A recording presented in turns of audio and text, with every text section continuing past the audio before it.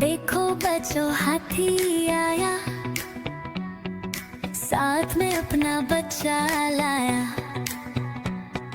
छोटी छोटी आंखों वाला, बराबर कानों वाला, सूंड से वो पानी पीता, बेबी को वो नहलाता।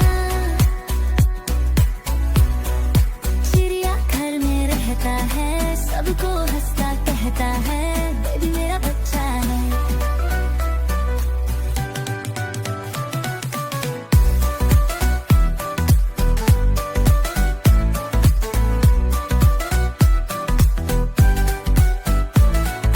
हाथी बड़ा मोटा है, बच्चा उसका छोटा है। जंगल में वो घूमते हैं, नच नच कर झूमते हैं।